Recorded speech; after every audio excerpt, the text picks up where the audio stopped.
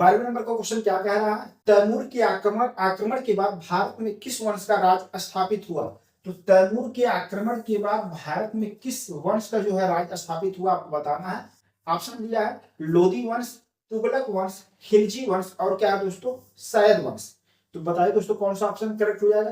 तैमूर के आक्रमण के बाद भारत में किस वंश का राज स्थापित हुआ, तो यह सैयद वंश का राज स्थापित होता है। डी ऑप्शन क्या है दोस्तों यहाँ पर करेक्ट हो जाएगा, ठीक है, सैयद वंश। तैमूर लंग के द्वारा भारत पर आक्रमण कब किया गया, 1398 ईस्वी में।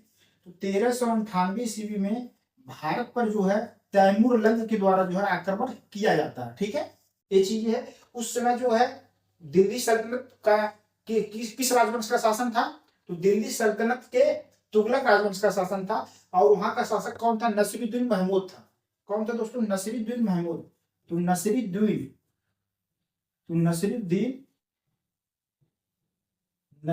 महमूद तुगलक, नसीरुद्दीन महमूद तुगलक। तो नसीरुद्दीन महमूद तुगलक जो है तुगलक राजवंश का शासन था। नसीरुद्दीन महमूद तुगलक के समय में तैमूर लंग के द्वारा भारत में आक्रमण किया जाता है। कब किया गया, 1398 ईस्वी में किया जाता है। और देखेंगे उसके बाद जो है सैयद राजवंश जो है स्थापित होता है, ठीक है, ये चीज आपको ध्यान में रखना है। और सैयद राजवंश की स्थापना किसके द्वारा किया जाता है, तो खिज्र खां, किसके द्वारा किया गया दोस्तों, खिज्र खां। ये आपको ध्यान में रखना है दोस्तों, ठीक है, खिज्र खां। कब किया गया दोस्तों, तो यह 1414 ईस्वी में किया था। कब किया गया दोस्तों, 1414 ईस्वी में। तो 1414 ईस्वी में खिज्र खां के द्वारा जो है सैयद राजवंश का स्थापना किया जाता है, ठीक है, ये चीज है। क्योंकि तैमूर लंग के द्वारा जब भारत पर आक्रमण किया जाता है, नसीरुद्दीन महमूद तुगलक के समय जब भारत पर आक्रमण किया, उस समय जो है खिज्र खां के द्वारा जो है तैमूर लंग को सहयोग प्रदान किया जाता है। और जब वो भारत से जा रहा था तो खिज्र खां को जो है, जो दिल्ली सल्तनत के जो तुगलक राजवंश समाप्त होता है, उसी का अवशेष पे जो है सैयद राजवंश जो है स्थापित की हो जाता है, ठीक है। और उसके संस्थापक कौन थे, खिज्र खां थे, ये आपको ध्यान में रखना है। और सैयद राजवंश की स्थापना कब हुआ, तो यह 1414 ईस्वी में खिज्र खां के द्वारा किया जाता है, ठीक है, ये चीजें ध्यान में रखेंगे। अब देखेंगे दोस्तों जो ये सब किस राजवंश के हैं, दिल्ली सल्तनत। तो दिल्ली सल्तनत के अंतर्गत देखेंगे दोस्तों 5 राजवंश स्थापित होते हैं। दिल्ली सल्तनत के अंतर्गत 5 राजवंश जो स्थापित हुए, ठीक है। तो 5 राजवंश कौन थे, कि पहला राजवंश का गुलाम वंश, ठीक है। गुलाम वंश की स्थापना 1206 ईस्वी में, जून 1206 ईस्वी में कुतुबुद्दीन ऐबक के द्वारा किया जाता है, ठीक है। तो 1206 ईस्वी में गुलाम राजवंश है। तो गुलाम वंश के बाद कौन सा वंश आता है दोस्तों, खिलजी वंश आता है। खिलजी वंश की स्थापना जून 1290 ईस्वी में जलालुद्दीन फिरोज खिलजी के द्वारा किया जाता है, ठीक है दोस्तों। तो खिलजी वंश की स्थापना जून 1290 ईस्वी में जलालुद्दीन फिरोज खिलजी के द्वारा किया जाता है। वंश का संस्थापक कौन था दोस्तों, तो जलालुद्दीन फिरोज खिलजी।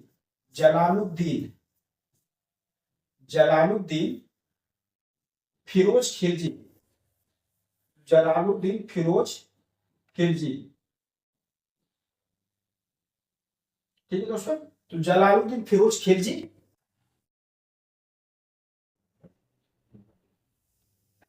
ठीक है। अब खिलजी राजवंश का स्थापना कब हुआ, तो यह हुआ जून कब हुआ दोस्तों, तो जून जो है 1290 ईस्वी में, जून 1290 ईस्वी में खिलजी राजवंश की जो स्थापना किसके द्वारा किया गया, जलालुद्दीन फिरोज खिलजी के द्वारा किया जाता है, ये चीजें ध्यान में रखना दोस्तों।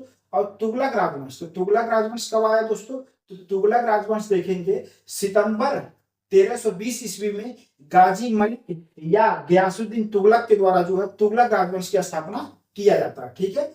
लोधी वंश का स्थापना किसके द्वारा किया गया, तो लोधी वंश का स्थापना 1451 ईस्वी में, 1451 ईस्वी में बहलोल लोधी के द्वारा किया जाता है। किसके द्वारा दोस्तों, बहलोल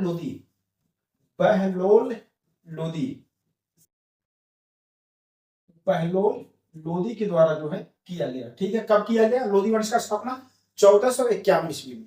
तो 1451 ईस्वी में बहलोल लोधी के द्वारा जो लोधी राजवंश की स्थापना किया जाता है। तो यहाँ पर देखेंगे दोस्तों तुगलक राजवंश की स्थापना किसके द्वारा किया गया, तो गयासुद्दीन तुगलक। तो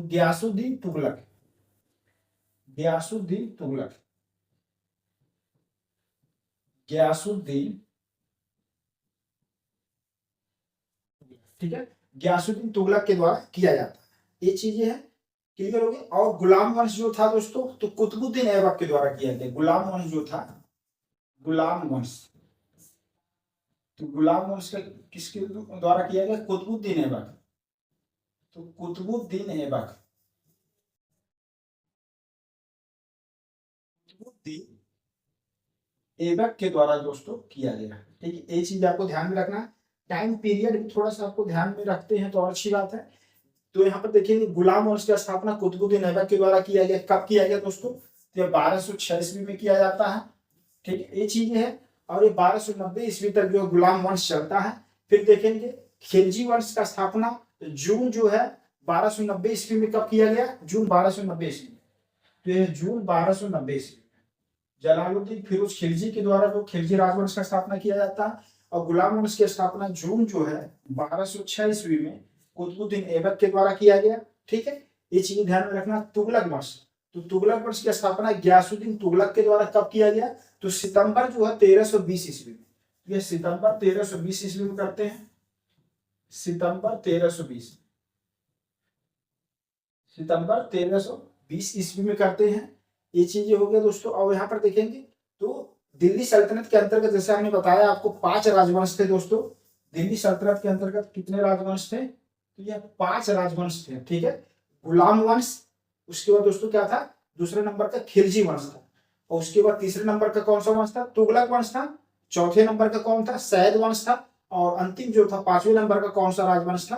तो वह लोधी राजवंश था। ये चीज आपको ध्यान में रखना है। लोधी वंश की स्थापना बहलोल लोधी के द्वारा कब किया गया? तो 1451 ईस्वी में किया जाता। ठीक, 1451 ईस्वी में किया जाता। ये टाइम पीरियड लिखने का मतलब यह है दोस्तों, अभी यहाँ से आप जान गए होंगे कि दिल्ली सल्तनत के अंतर्गत कौन सा राजवंश सबसे अधिक समय तक जो है शासन किया। तो कौन सा राजवंश सबसे अधिक समय तक शासन करता है? तो वह तुगलक राजवंश। जो तुगलक राजवंश है वह सबसे अधिक समय तक क्या है? शासन करता है। उसके बाद कौन सा राजवंश है? तो गुलाम वंश है। उसके बाद कौन है? गुलाम वंश है। दिल्ली सल्तनत के अंतर्गत सबसे कम समय तक शासन कौन करता है? तो वह किसके द्वारा किया जाता है? खिलजी राजवंश। खिलजी राजवंश के द्वारा जो सबसे कम जो है शासन किया जाता है। ये आपको ऐसे प्रश्न आया हुआ है, इसलिए यहाँ पर थोड़ा सा आपको टाइम पीरियड लिख दिए हैं कि अब देखेंगे दिल्ली सल्तनत के अंतर्गत 5 राजवंश स्थापित हुए। 5 राजवंशों में पहला राजवंश कौन था? गुलाम वंश था, जिसकी स्थापना जून 1206 ईस्वी में कुतुबुद्दीन ऐबक के द्वारा किया जाता है। गुलाम वंश में कुतुबुद्दीन ऐबक, इल्तुतमिश, रजिया सुल्तान, बलबन जैसे जो है महान शासक होते हैं। ये आपको ध्यान में रखना है। अब देखिए उसके बाद गुलाम वंश के बाद खिलजी राजवंश आता है, जिसकी स्थापना जून 1290 ईस्वी में जलालुद्दीन फिरोज खिलजी के द्वारा किया जाता है।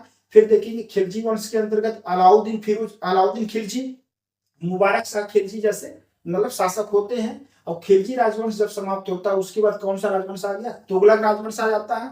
और गयासुद्दीन तुगलक के द्वारा सितंबर 1320 ईस्वी में तुगलक राजवंश की स्थापना किया जाता है। और तुगलक वंश में गयासुद्दीन तुगलक, मोहम्मद बिन तुगलक, फिरोज शाह तुगलक जैसे महान शासक होते हैं। और उसके बाद दोस्तों देखेंगे कौन सा राजवंश आया? तुगलक राजवंश के बाद समाप्त होता है तो सैद राजवंश आता है, जिसकी स्थापना खिज्र खां के द्वारा किया गया। 1414 ईस्वी में किया जाता। किसके सहयोग से? तैमूर लंग के सहयोग से जो है सैद वंश की स्थापना खिज्र खां के द्वारा जो है किया जाता है। कब किया गया? 1414 ईस्वी में किया जाता है। ठीक है, अब सैद वंश जब समाप्त होता है तो अब देखेंगे सैद वंश जब समाप्त हुआ उसके बाद कौन सा राजवंश आ गया? तो उसके बाद देखेंगे लोधी वंश आता है। और लोधी वंश जब आ गया तो ये कब? बहलोल लोधी के द्वारा लोधी वंश का स्थापना किया गया। कब किया गया?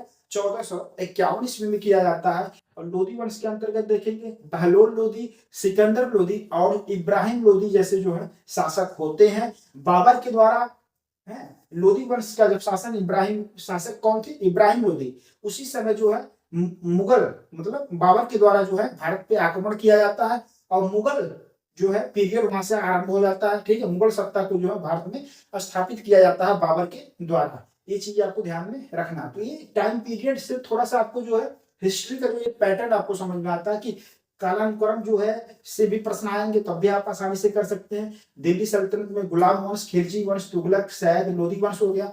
या शासकों को क्रोनोलॉजिकल ऑर्डर में कालानुक्रम में व्यवस्थित करना हो तब भी आप प्रश्न कर सकते हैं। ठीक है, दिल्ली सल्तनत के अंतर्गत कौन सा राजवंश सबसे अधिक समय तक शासन किया? प्रश्न आप आसानी से उत्तर दे सकते हैं। कौन सा राजवंश सबसे कम समय तक शासन किया, ऐसे भी आप सॉल्व कर सकते हैं। और दिल्ली सल्तनत के जो पांचों राजवंश है उनको शासन अवधि के आधार पे क्रोनोलॉजिकल ऑर्डर में, डिक्रीजिंग ऑर्डर में, इंक्रीजिंग ऑर्डर में, बढ़ते हुए क्रम में, घटते हुए क्रम में व्यवस्थित कीजिए, तो ऐसे भी आप सॉल्व कर लेंगे। तो ये है कि आपको टाइम पीरियड याद रहने से, थोड़ा सा आइडिया रहने से, तो किसी भी तरीके से अगर प्रश्न आएगा तो आप उसको जो है मतलब आसानी से सॉल्व कर सकते हैं। ठीक है, चलिए दोस्तों, तो इस तरीके से हम लोगों ने जो अन्य बातें थी उसको जानने की कोशिश किया। तो तैमूर के आक्रमण के बाद भारत में किस वंश का राज स्थापित हुआ, तो देखेंगे डी ऑप्शन करेक्ट हो जाएगा, सैद वंश स्थापित होता है 1414 ईस्वी में। खिज्र खां के द्वारा जो है सैद वंश की स्थापना की जाती है।